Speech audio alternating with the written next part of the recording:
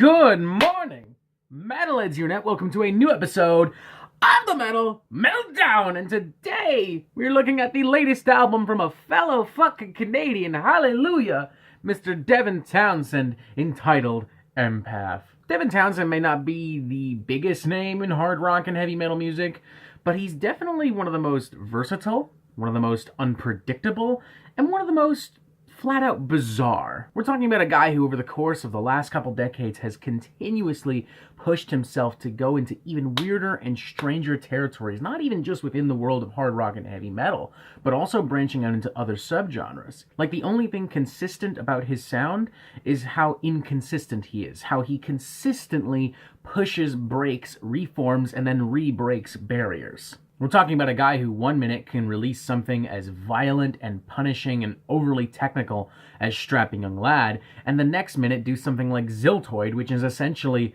a comedy metal album disguised as a massive, over-the-top Star Wars-esque rock opera. Consistently crazy, consistently out there, and consistently a joy. Even his worst records, by the way, there aren't a lot of those, but even his worst records are still so engaging just because of how weird and how unique and characteristic of Devin Townsend that they are. Which is why I was very excited for Empath, which Devin Townsend has made it very clear that he's beyond breaking barriers at this point. He's ignoring barriers. He's made it clear he's doing whatever the flying fuck he wants on this thing. He doesn't care if it's metal or not. He doesn't care if it's rock or not. He doesn't care if you consider it music or not.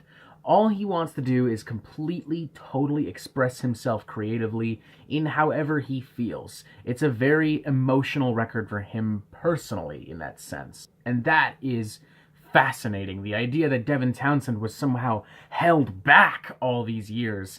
Are you fucking kidding me? Because that's not the vibe I get from anything Devin Townsend related. I don't ever get the vibe that he's a restrained man on any of his records. And to help him accomplish this absolutely massive undertaking, he has assembled an absolutely massive cast of characters. You'll probably already know some of these names if you're familiar with Devin Townsend's work.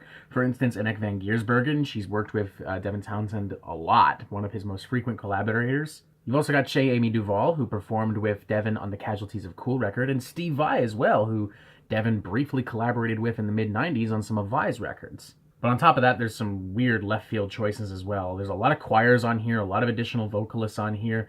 The Electra Women's Gospel Choir, for instance. You've also got Samus Policelli, a metal YouTuber under the name Samus66, and he's also the drummer for Decrepit Birth. And then there's the really weird one, like the really fucking weird one here.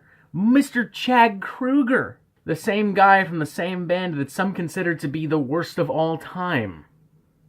Okay then, and I'm going to say right off the bat, everyone, and I mean absolutely everyone I just named, including Devin, and for that matter all the people I didn't name that are on this record, everyone does an incredible fucking job. Everyone sounds amazing. Everyone puts out incredibly emotional, captivating, and engaging performances. Especially Devin. I mean, I know I was joking earlier that, you know, apparently he's restrained on his previous records, but I guess I have to now admit, maybe he was, because he definitely seems a lot more open on here than anything he's ever done in the past. He is creatively free to do whatever he wants, and he is so enthusiastic about it, and that enthusiasm bleeds through all the time, even in the album's darkest, heaviest moments. It's just nothing but pure positivity and happy energy and fun and love and good times. With that in mind, I should note these are also some of the most ambitious compositions he has ever done. Opening track Genesis and Castaway is absolutely batshit crazy. It has moments of strapping young lad brutality mixed in with new age influences from the last few Devin Townsend project records, Chez Amy Duval on backing vocals giving it a weird soul southern flavor at the midway point, samples all throughout the album, weird disco flavors, cat meowing in the background. It's so fucking bizarre. And yet, it all kind of gels and works extremely well. It is initially overwhelming, but we'll address that later. Nonetheless, it works. You also got Singularity, an absolutely massive 23-minute song with 6 different parts, all of which are so different and so heavily articulated that I honestly don't think I have the time to fully talk about it. I could do an entire video just on this fucking song. And as well as like songs like Spirits Will Collide, Evermore, Hear Me. It's all so incredibly well thought out and performed. It really is a joy. Even if you don't find yourself completely syncing with this music, even if it's not entirely for you, it's hard not to be wrapped up in the energy and the enthusiasm and the emotion of the record. To put it all very simply, this is Devin Townsend's best composed and best emoted record. That being said, I do not think it is his best record. I do not think that. Now, it could have been, but there is one problem that really holds this record back from being as massive and gigantic as he clearly wants it to be. And that is the very simple fact that it is an extremely overwhelming record. It's nobody's fault. Everyone did an amazing job. Seriously, the best that they could have done, honestly.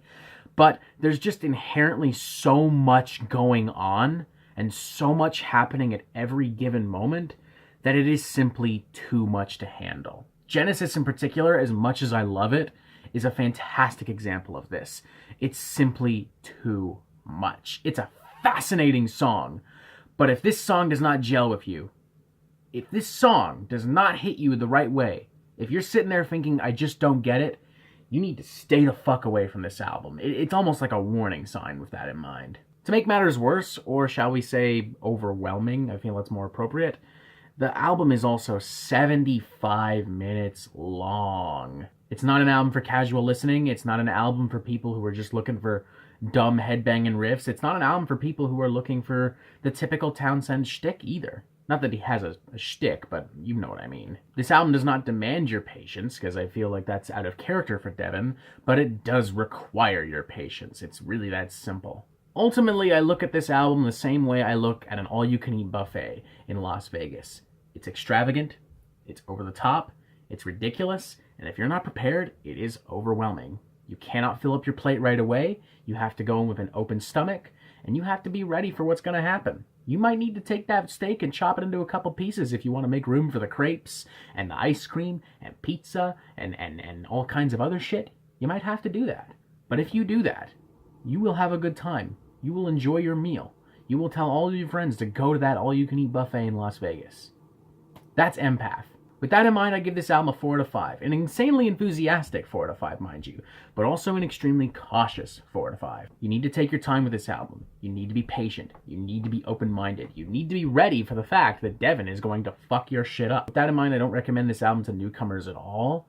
I feel like this is just going to be insanely overwhelming and jarring. Regular Devin Townsend is frankly sometimes a bit much. This is the epitome of a bit too much. For me personally, I don't think the record is overproduced, although it does come damn near close. It is definitely overwritten. There are moments where I personally had to stop and I had to really process what was happening. But I want to point out I kept coming back. I was so interested and invested in what was happening. I loved where Devin was going emotionally. I loved seeing his freak flag fly. It was a genuinely amazing experience to see where this man goes emotionally and creatively, to hear him unleash himself fully. And while this may not be a record I come back to simply because it is just so batshit insane, it is one that I will remember for a long time. So yes, while I stopped short of calling this his best album, it is his most ambitious, it is his most wild, and it is definitely the most different, shall we say. 4 out of 5, a great record, but one that you do need to approach with a wee bit of caution, and one that you need to be totally open-minded for. And that is it for the Metal Meltdown. I'm not an expert, nor do I claim to be, so what do you think? Do you like this record? Do you not like this record? And what do you want to hear from me next? And thank you for watching. Make sure you press subscribe so you get updates on the Metal Meltdown fucking immediately, and you have yourself a fantastic fucking day.